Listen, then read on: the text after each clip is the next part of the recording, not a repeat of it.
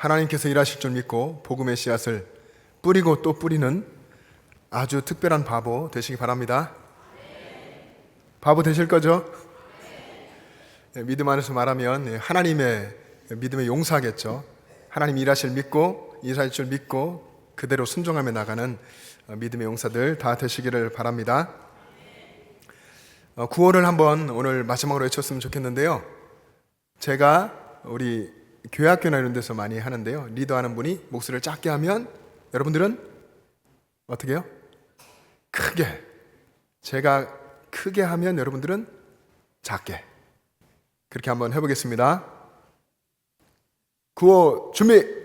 야! 사랑으로, 사랑으로, 사랑으로. 할렐루야! 아멘. 하나님께 영광 박수하겠습니다.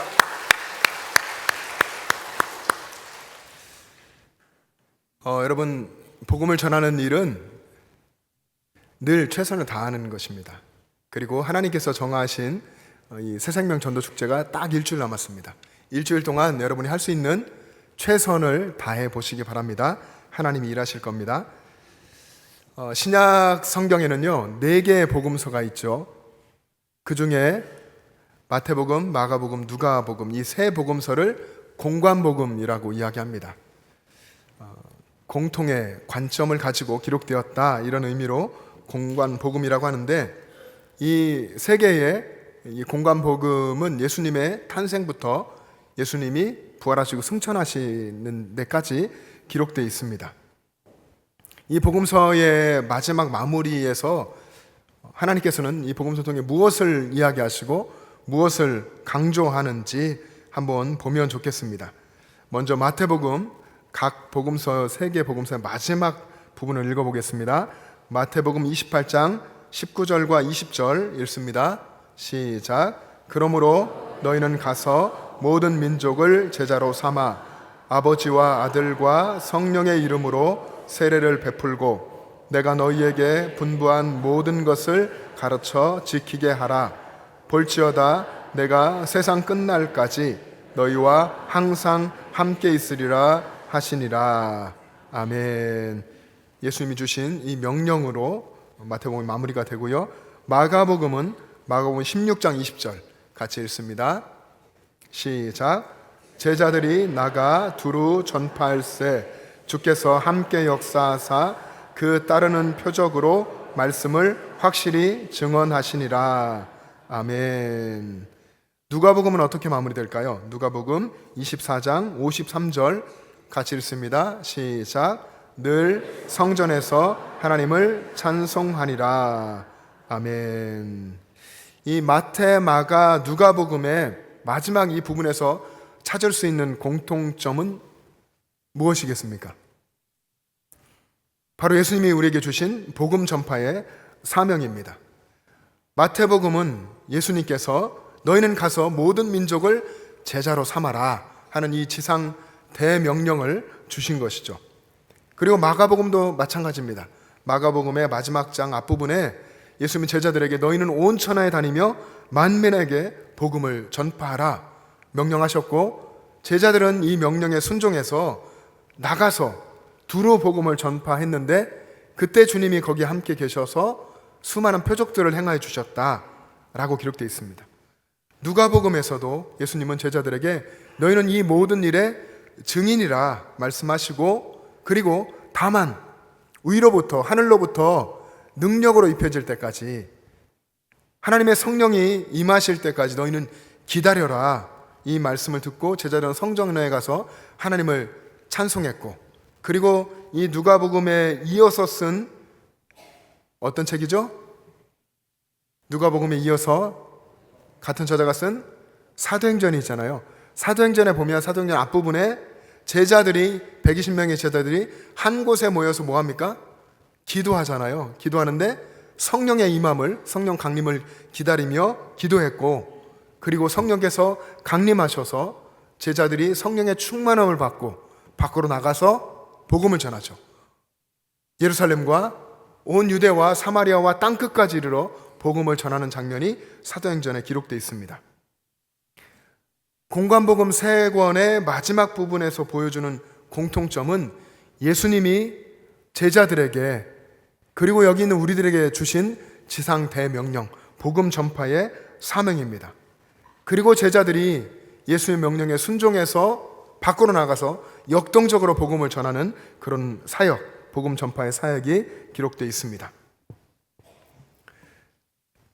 여러분, 그래서 예수님이 승천하신 후에 제자들, 남겨진 제자들, 그리고 초대교회의 성도들이 전심전력했던 것, 그것은 바로 복음 전파 사역이었습니다.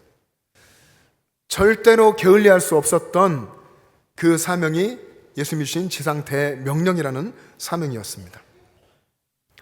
오늘 여기서 신앙생활하고 있는 모든 성도들, 우리를 포함한 모든 성도들이 주님이 다시 오실 때까지 최선을 다해야 하는 것이 바로 이 믿지 않는 영혼들을 향한 복음 전파, 이 전도의 사명인 것입니다.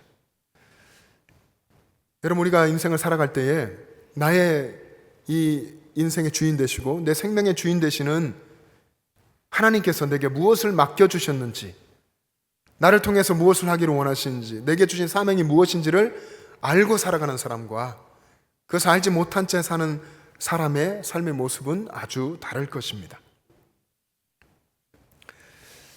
한 할머니의 이야기를 하려고 하는데요, 이 할머니에게 손자가 있었습니다. 이 손자는 굉장히 유명한 사람이었는데, 여러분 스포츠 중에서 야구 좋아하십니까? 경건의 예배 때는 몇 분 계셨는데 한 분도 없으신가 보네요. 야구 중계 보는 것 얘기하고 싶지 않으십니까? 야구 좋아하시는 분들 많을 겁니다. 남성분들도 많고 경건의 예배 때 여성분도 계시던데, 야구를 그래도 우리 한국 특히 가까이에 우리 또 연고지를 둔 팀도 있고 해서 좋아하실 텐데, 야구에서 선수들은 이제 타격에 나가면 타율이라는 거 있잖아요. 그 타율로 얼마나 훌륭한 선수인지가 이제 평가가 되는데, 조시 해밀턴이라고 하는 이 야구 선수가 있었습니다. 2010년, 지금부터 한 14년 전에 메이저리그의 최우수 선수로 꼽힌 선수인데, 야구 가장 수준 높은 경기를 하는 데가 메이저리그잖아요, 미국에. 이 조시 해밀턴이라는 사람이 대학교를 졸업할 때에 프로에서 지명하는 신인 선수 지명 1순위였습니다. 그런 야구 천재였는데, 대학 야구에서 타율이 5할 9푼이었습니다. 5할 9푼, 그런 타율이 지금 없거든요. 보통 우리 프로야구 선수들 2할, 3할을 좀 넘으면 굉장히 훌륭한 타자라고 하는데, 이 조시 해밀턴은 대학 야구에서 5할 9푼이었습니다. 타석에 3번 정도 서면 거의 3번 중에 2번은 안타를 친다는 거죠. 그런 선수였는데, 어느 날 뜻하지 않게 교통사고를 당했습니다. 그래서 허리를 다치게 됐습니다. 그러다 보니까 이제 경기를 뛸 수가 없었고, 경기를 뛰고 싶은 마음에 계속 이제 재활도 하고 열심히 노력을 합니다. 그런데 계속 경기에 뛸 수 없는, 회복이 잘 되지 않아서 그런 상황이었고, 그 괴로운 마음에 이 해밀턴은 술을 마시게 되고 또 마약도 하게 됩니다. 그래서 알코올 중독에, 마약 중독에 빠지게 됩니다. 그런 가운데서도 다시 이 야구를 하고 싶은 열정은 있어서 수없이 노력을 하는데요. 8번이나 재활치료를 시도했고 그래도 실패하고, 그런 괴로움 속에서 그는 4번이나 자살 시도도 하게 됩니다. 이 과정 속에서 가족들조차도 이 조시 해밀턴을 포기했고 야구 팬들도 그의 천재적인 모습을 잊어갔습니다. 근데 이 조시 해밀턴을 끝까지 포기하지 않은 사람이 있었는데 바로 할머니였습니다. 그 할머니가 이 해밀턴을 위해서 늘 기도하고 사랑하면서 어느 날 이렇게 이야기했습니다. 아마 수많은 기도를 하고 하나님이 주시는 때를 기다리며 얘기했겠죠. 얘야, 다시 일어서야 하지 않겠니? 너는 왜 너 스스로 죽어가는 길을 선택하니? 나는 그 모습을 차마 보지 못하겠구나. 할머니의 이 간절한 호소를 듣고서 해밀턴은 마음이 뭉클해졌습니다. 이전에는 느껴보지 못했던 그런 따뜻한 사랑을 느끼고 하나님의 손길을 느꼈습니다. 그래서 그는 자기 방으로 돌아가서 오랫동안 한 번도 열어보지 않았던 성경책을 찾고 그 성경책을 펼쳤습니다. 그리고 찾은 하나님 보게 한 구절이 야고보서 4장 7절 말씀이었습니다. 그런즉 너희는 하나님께 복종할지어다. 마귀를 대적하라. 그리하면 너희를 피하리라. 하나님께 복종하라. 마귀를 대적하라. 이 말씀을 붙들게 됐고 이 말씀이 그의 앞으로의 삶에 정말 붙드는 그런 말씀이 됐습니다. 그리고 그는 이 말씀에 의지해서 그의 환경을 바꾸기 시작했습니다. 그러면서 서서히 마약에서도 또 알코올에서도 빠져나오게 됐습니다. 후에 그가 회복된 이유에 대해서 사람들이 물을 때에 그는 이렇게 이야기했습니다. 내가 일어설 수 있었던 힘은 내게서가 아니라, 여러분, 인간 안에 어떤 그런 힘이 없습니다. 인간 안에서는 늘 하나님을 거역하고 자기가 높아지려 하고 이런 힘밖에 없습니다. 내가 일어설 수 있었던 힘은 내게서가 아니라 신앙에서 나왔습니다. 하나님께로부터 왔습니다 하는 거죠. 이 신앙이 없었다면 저는 이 자리에 설 수 없었을 것입니다. 이런 고백을 늘 했습니다. 그는 그렇게 회복되어서 대학을 졸업하고 7년 정도 후인 2007년에 드디어 메이저리그에 데뷔를 했고요. 그리고 3년 후에 2010년에는 이 메이저리그 최우수 선수가 됐습니다. 할머니의 기도, 할머니의 사랑으로 이 또 다른 손자, 또 다른 신앙인이 세워지게 됐고 하나님은 그렇게 역사하셨습니다. 성경 속에 보면 복음을 위해서 정말 헌신한 사도 바울을 우리는 보게 됩니다. 사도 바울은 로마서 1장 1절에서 이렇게 선언했습니다. 예수 그리스도의 종 바울은 사도로 부르심을 받아 하나님의 복음을 위하여 택정함을 입었으니. 사도 바울은 자신이 복음을 위해서 택정함을 입었다. 하나님이 복음을 위해서 나를 선택하셨다라고 했습니다. 여기에 있는 우리들 모두, 예수님을 믿고 구원받은 우리도 바울처럼 하나님의 택함을, 복음을 위해서 택함을 받은 줄로 믿습니다. 여러분 인생을 살아갈 때에 하나님이 나를 구원해 주셨고 나를 통해서 복음의 역사를 이루시길 원하시는구나, 이것을 늘 기억할 수 있기를 바랍니다. 그래서 이 사명을 붙들고 복음을 위해서 늘 최선을 다하며 헌신하며 사는 사람이 진정한 그리스도인이고, 그리스도인의 본질적인 모습이 복음을 위해서 이렇게 살아가는 것입니다. 우리 교회는 지난 3월 10일 새생명 전도 축제를 선포했습니다. 그리고 VIP를 여러분이 작정을 하셨고요.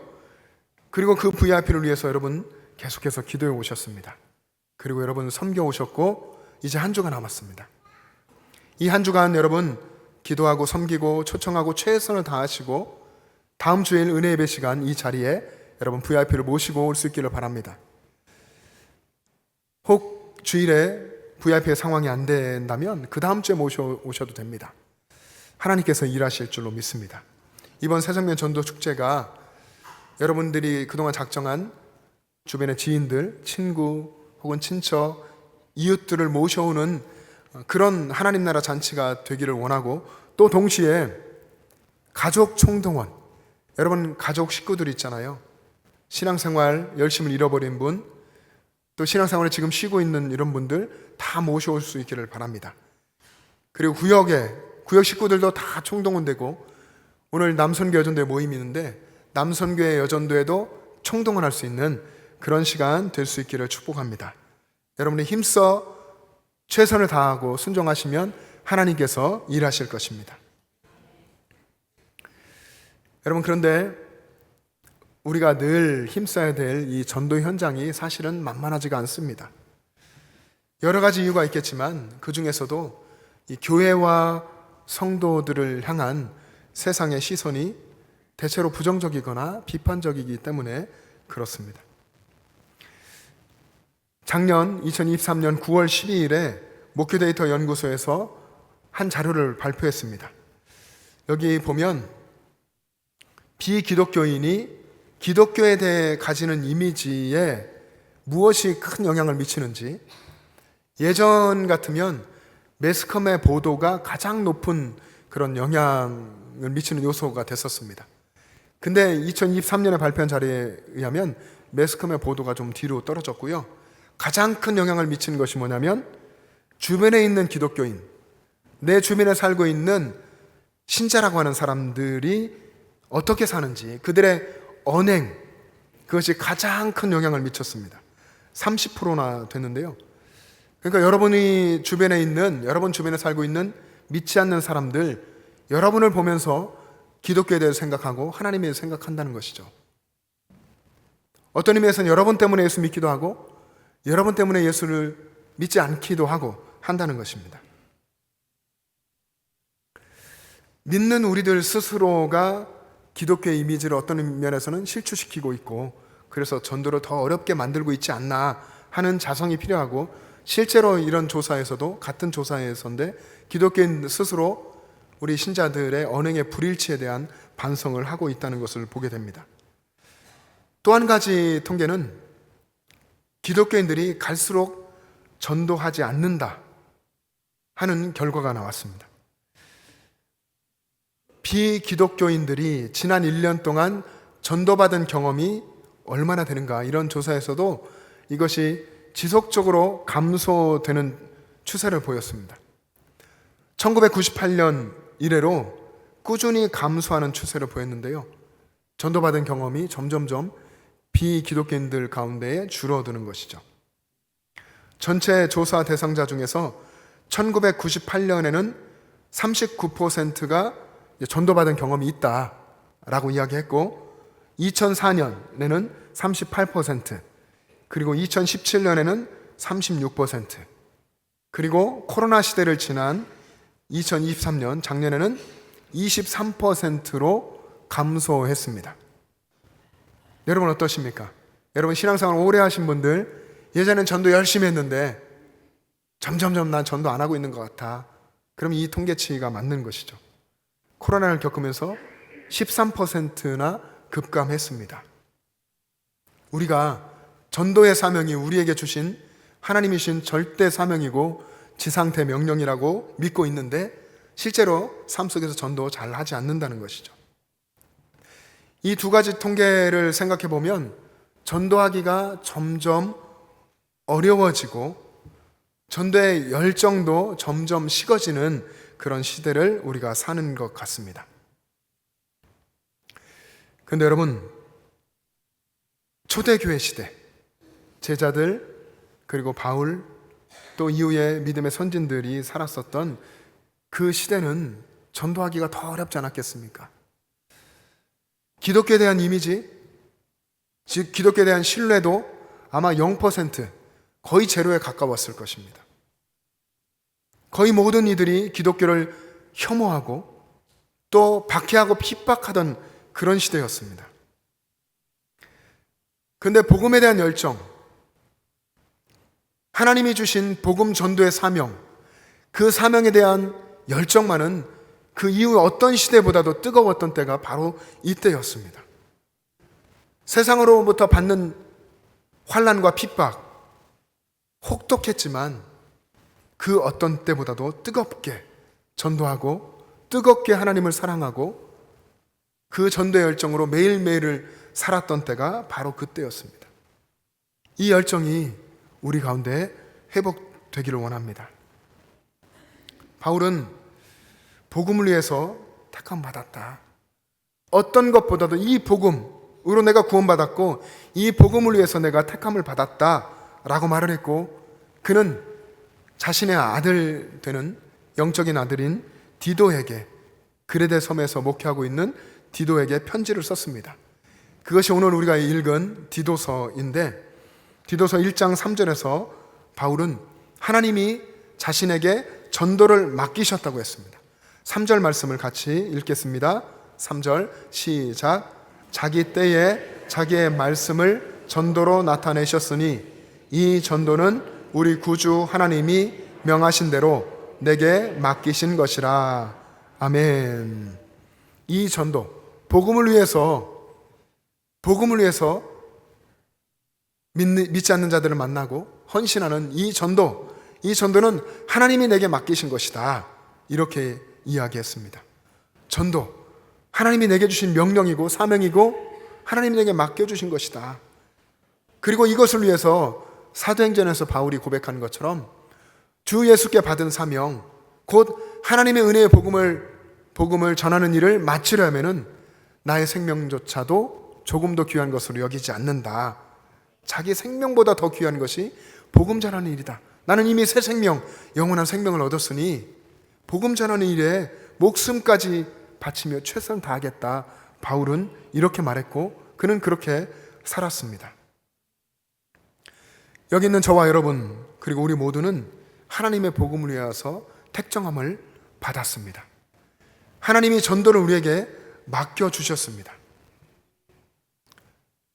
제자들도, 그리고 사도 바울도, 그리고 디도도, 초대교회 성도들도, 지금 여기 있는 우리 모두도 전도를 위해서 우리의 생명을 다 맡기며 온 힘을 다하며 온 뜻을 다해서 이 전도에 최선을 다해야 할 줄로 믿습니다.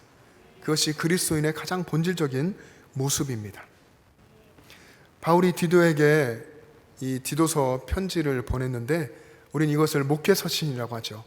바울이 목회서신 3권을 썼는데 하나는 디모데전서, 또 하나는 디모데후서, 그리고 디도서입니다.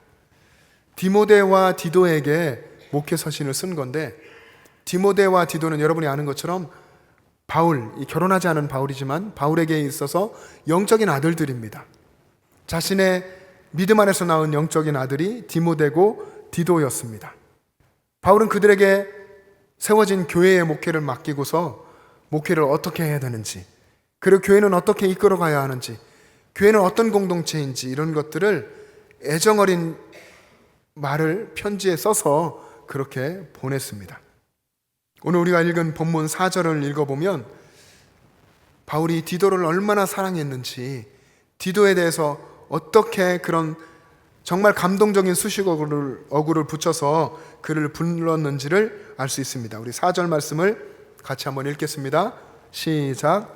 같은 믿음을 따라 나의 참 아들 된 디도에게 편지하노니 하나님 아버지와 그리스도 예수 우리 구주로부터 은혜와 평강이 내게 있을지어다. 아멘. 같은 믿음을 따라 나의 참 아들 된 디도에게 나의 참 아들이다. 넌 진짜 내 아들이다. 이렇게 말하는 거죠. 그리고 너와 나 같은 믿음을 가지고 있다. 하나님이 내게 전도를 맡기셨다고 하는 이 고백을 같이 한다. 너는 나의 영적인 참 아들이다. 이렇게 이야기했습니다. 영적 아버지인 바울이 영적인 아들인 디도에게 편지 쓰면서 이 믿음이 그렇게 이어진다는 것을 보여주고 있습니다. 복음 전도의 사명도 그렇게 이어지고 복음을 위한 헌신도 그렇게 이어지는 것을 우리는 볼 수 있습니다. 영적인 아버지인 바울이 영적인 아들 디도를 낳은 것입니다.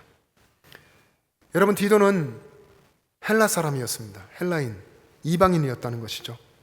이방인 디도가 바울을 만났습니다. 그리고 바울에게 복음을 듣고서 회심해서 예수님의 사람이 됐습니다.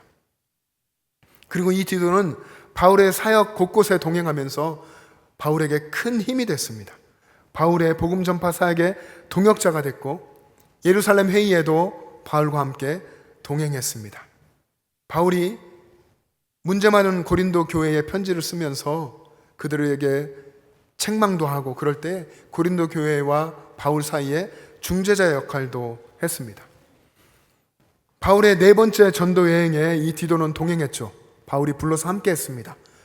네 번째 전도 여행에 그레데 섬에 가게 됐고 거기를 떠나면서 바울은 디도를 그 섬에 남겨두었습니다. 거기에 세워진 교회를 목회하도록 했습니다. 그리고 그곳을 떠난 후에 그는 그의 남겨진 아들, 참 아들 디도를 생각하면서 목회 서신을 써서 보냈던 것입니다. 하나님께서 우리에게 주신 이 복음은 모든 것을 하나 되게 합니다.